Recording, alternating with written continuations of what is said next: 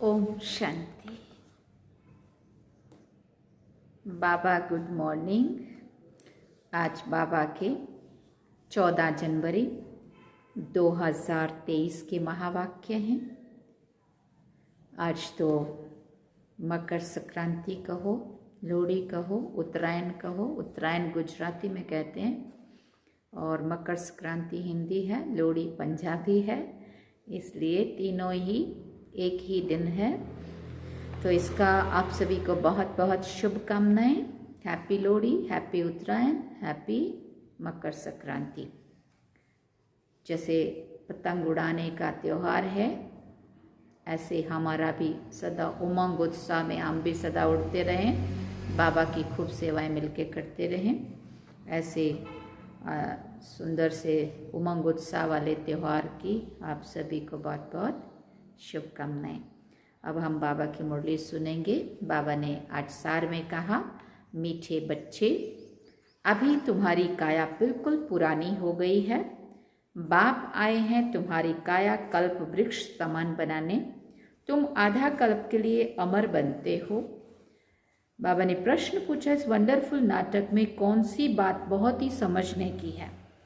तो बाबा ने उत्तर में कहा, इस नाटक में जो भी एक्टर्स हैं उनका चित्र केवल एक ही बार देख सकते हैं, फिर वही चित्र 5000 वर्ष के बाद देखने को मिलेगा।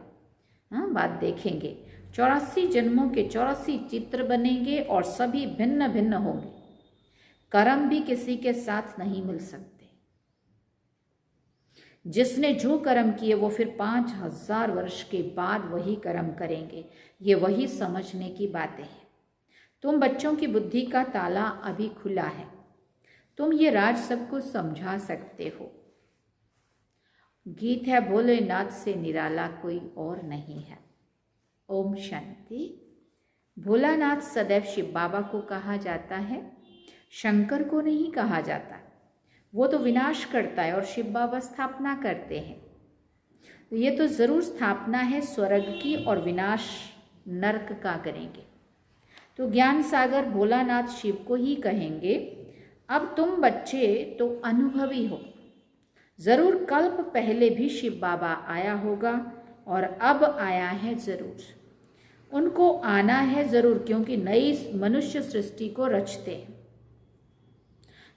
इस ड्रामा के आदि मध्य अंत का राज बताना है, इसलिए जरूर यहाँ आना है। सूक्ष्म वतन में तो नहीं बताएंगे ना। सूक्ष्म वतन की भाषा अलग है, मूल वतन में तो भाषा ही नहीं, एकदम साइलेंस। यहाँ है टॉकी, टॉकी माना आवाज में आना। शिव बाबा ही बिगड़ी को बनाने वाला है। जब सृष्टि तमो प्रधान हो जाती है तो सबको सद्गति देने वाला भगवान कहते हैं कि मुझे आना पड़ता है। यादगार भी यहाँ है। इस नाटक में जो जो मनुष्य के चित्र हैं वो एक ही बार देख सकते हैं। ऐसे नहीं कि लक्ष्मी नारायण के चित्र सतयुग के सिवाय कभी भी कहाँ भी देख सकते हैं। वो पुनर्जन्म लेंगे तो नाम रूप भिन्न हो जाएगा। उस नाम से, उस रूप से, उन गुणों से जो उस जन्म में है वो बाकी जन्मों में नहीं होंगे, सब भिन्न हो जाएगा। वही लक्ष्मी नारायण का रूप एक बार देखा, फिर 5000 वर्ष के बाद देखेंगे। जैसे गांधी का हूबहू चित्र 5000 वर्ष के बाद ही देखेंगे। अथाह मनुष्य हैं, जो भी मनुष्यों के चित्र अब देखे हैं वो फिर 5000 वर्ष के बाद देखेंगे।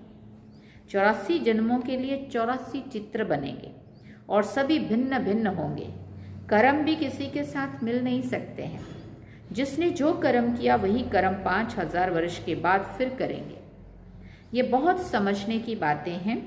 बाबा का चित्र भी है। हम समझते हैं ज़रूर पहले सृष्टि रचने वो आया होगा। तुम्हारी बुद्धि का ताला अब खुला है, तब तुम समझते हो।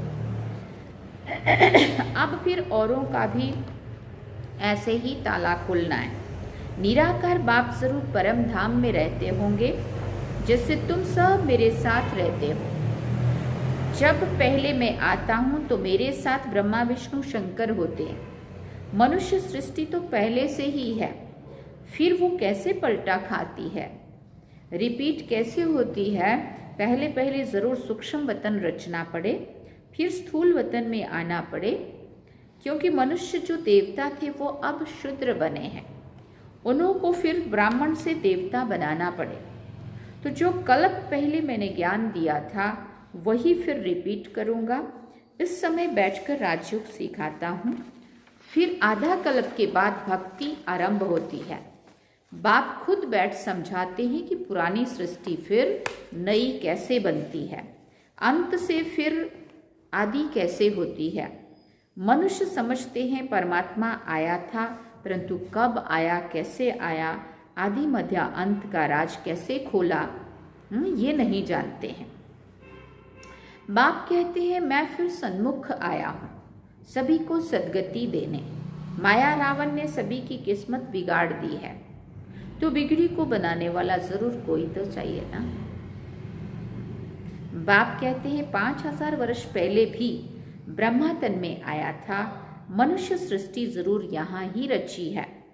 यहाँ आकर सृष्टि को पलटाए काया कल्प वृक्ष समान बनाते हैं। अब तुम्हारी काया बिल्कुल पुरानी हो गई है।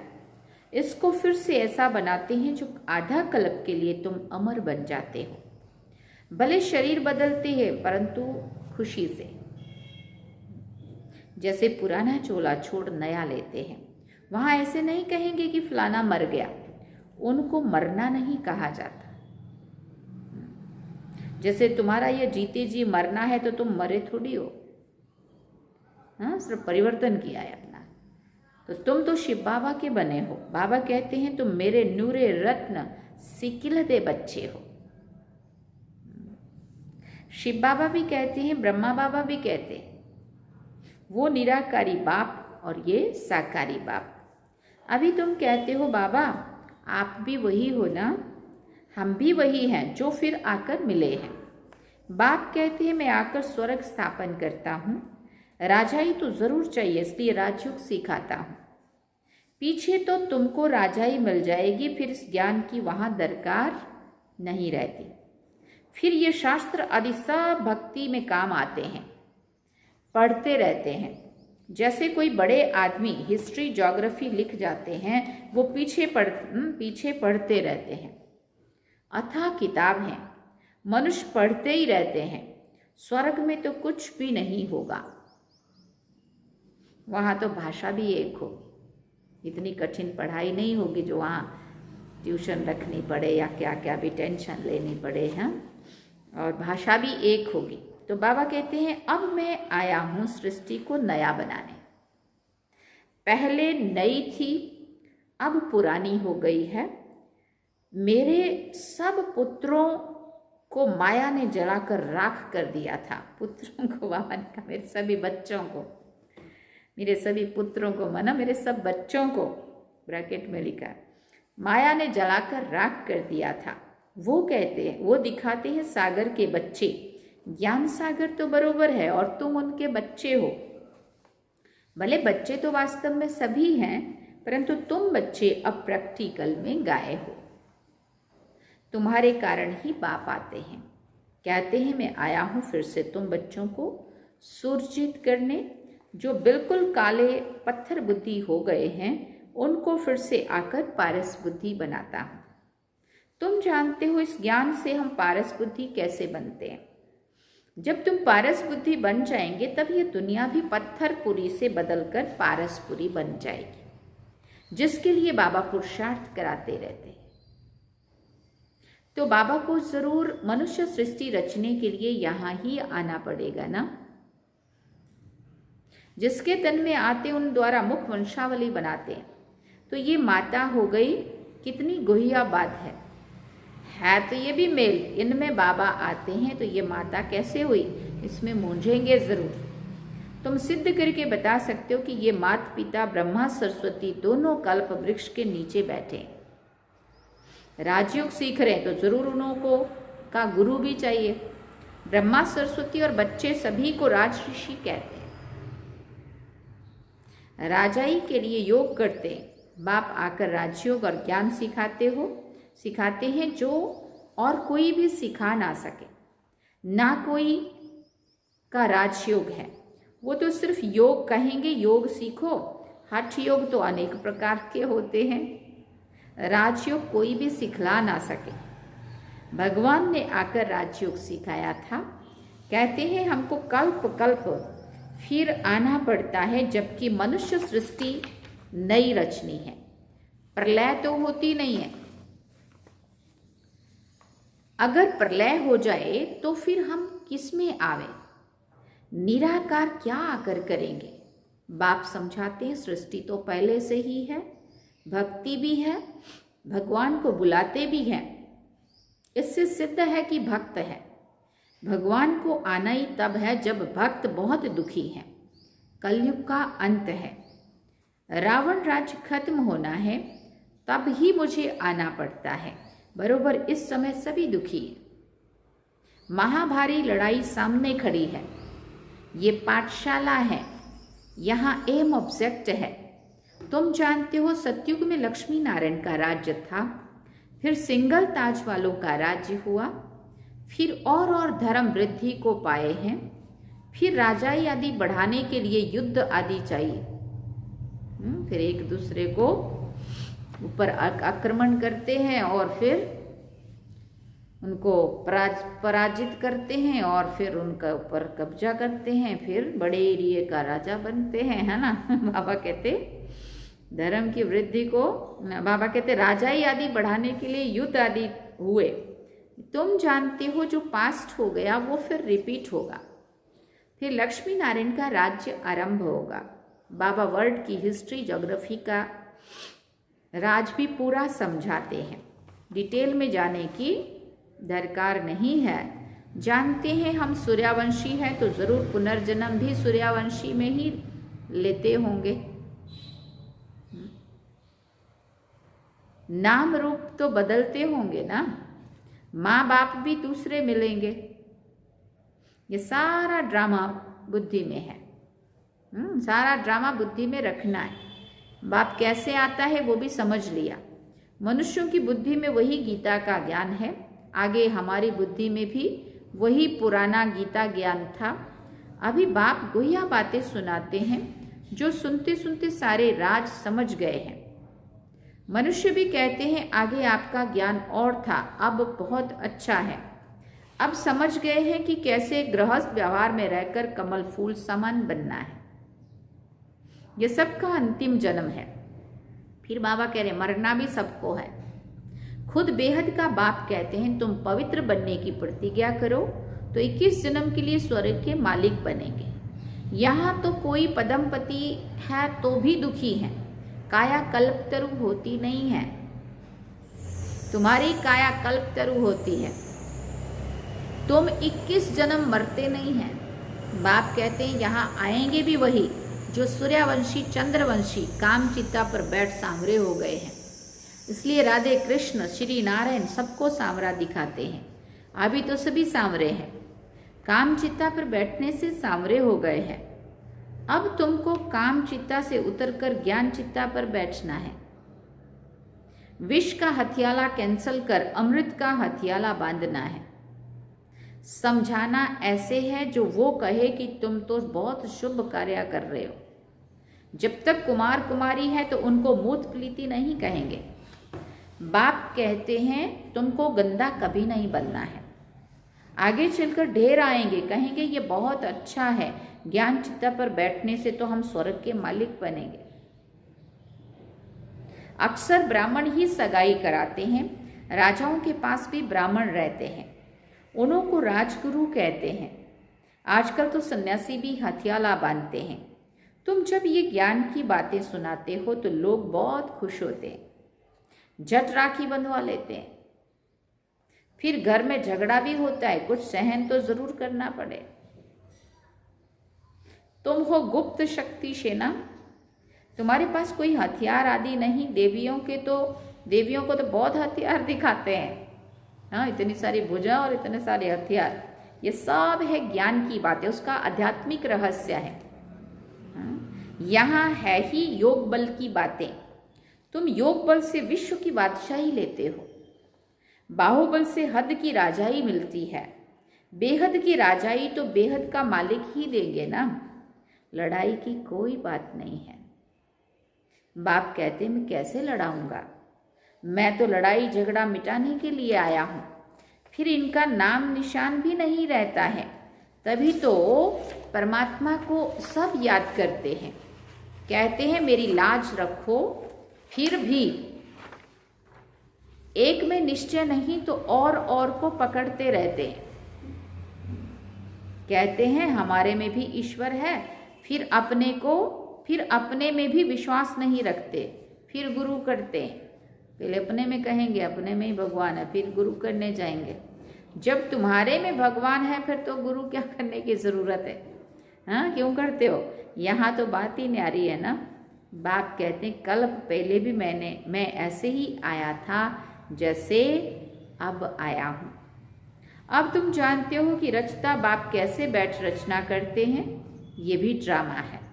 जब तक इस चक्र को नहीं जाना तब तक कैसे जाने कि आगे क्या होना है। कहते हैं ये कर्म क्षेत्र है, हम निराकारी दुनिया से पार्ट बजाने आए हैं। तो तुमको सारे ड्रामा के क्रिएटर डायरेक्टर का मालूम होना चाहिए ना। हम सब एक्टर्स तो जान गए हैं कि ये ड्रामा कैसा बना हुआ है, ये सृष्टि कैसे वृद्धि को पाती है। जबकि अब कलयुग का अंत है तो जरूर सतयुग स्थापन होना चाहिए ना। इस चक्र की समझानी बिल्कुल ठीक है, जो ब्राह्मण कुल के होंगे वो समझ जाएंगे। फिर भी ये प्रजापिता है तो अपना कुल बढ़ता ही जाएगा, बढ़ना तो है ही है। कल्प पहले मुआफिक सब पुरुषार्थ करते ही रहते। हम साक्षी होकर देखते हैं, हर एक को अपना मुखड़ा आईने में देखते रहना है, कहाँ तक हम लायक बने हैं सतयुग में राजधानी लेने के। ये कल्प की बाजी है, जो जितनी सर्विस करेंगे। तुम हो बेहद के रूहानी सोशल वर्कर्स, तुम सुप्रीम रूह की मत पर चलते हो। ऐसे अच्छी अच्छी पॉइंट्स धारण करनी है। बाप आकर काल के पंजे से छुड़ाते हैं। वहां मृत्यु का नाम नहीं है, ये है मृत्यु लोक और वो है अमर लोक। यहाँ आदि मध्य अंत दुख है, वहाँ दुख का नाम निशान नहीं है। अच्छा, मीठे मीठे सिकिल दे बच्चों प्रति माता पिता बाप दादा का याद प्यार और गुड मॉर्निंग। रूहानी बाप की रूहानी बच्चों को नमस्ते। हम रूहानी बच्चों की रूहानी माता पिता बाप दादा को दिलवा जान सिकवा प्रेम से याद प्यार, गुड मॉर्निंग, नमस्ते, थैंक यू बाबा, शुक्रिया बाबा। धारणा के लिए मुख्य सार है। पहला पॉइंट, हम निराकारी और आकारी दोनों बाप के सिकिल दे नूरे रत्न हैं। हम शिव बाबा के जीते जी वारिस बने हैं, इसी नशे में रहना है। दूसरी बात, योग बल से विश्व की राजाई लेनी है, पवित्रता की राखी बांधनी है तो सहन भी करना है, पतित कभी नहीं बनना है। वरदान में बाबा ने कहा, सुख के सागर बाप की स्मृति द्वारा दुख की दुनिया में रहते भी सुख स्वरूप भव। सुख के सागर बाप की स्मृति द्वारा दुख की दुनिया में रहते भी सुख स्वरूप भव। सदा सुख के सागर बाप की स्मृति में रहो तो सुख स्वरूप बन जाएंगे। चाहे दुनिया में कितना भी दुख अशांति का प्रभाव हो, लेकिन आप न्यारे और प्यारे हो, सुख के सागर के साथ हो, इसलिए सदा सुखी, सदा सुखों के झूले में झूलने वाले हो। मास्टर सुख के सागर बच्चों को दुख का संकल्प भी नहीं आ सकता, क्योंकि दुख की दुनिया से किनारा कर संगम पर पहुंच गए। सब रस्सियां टूट गई, सब रस्सियां टूट गई तो सुख के सागर में लहराते रहो। स्लोगन है, मन और बुद्धि को एक ही पावरफुल स्थिति में स्थित करना ही एकांतवासी बनना है। मन और बुद्धि को एक ही पावरफुल स्थिति में स्थित करना ही एकांतवासी बनना है। अच्छा, ओम शांति। बाबा ने सार में कहा, मीठे बच्चे, अभी तुम्हारी काया बिल्कुल पुरानी हो गई है। बाप आए हैं तुम्हारी काया कल्प तरु समान, काया कल्प वृक्ष समान बनाने। तुम आधा कल्प के लिए अमर बन जाते हो। गीत क्या सुना? भोलेनाथ से निराला कोई और नहीं है। अच्छा, ओम शांति। ये थे बाबा के आज के महावाक्य। अब हम बाबा को याद करेंगे। फिर से आपको सभी को उत्तरायण की, मकर संक्रांति, लोहड़ी की सबकी बहुत बहुत शुभकामनाएं। अब हम चलेंगे बाबा की याद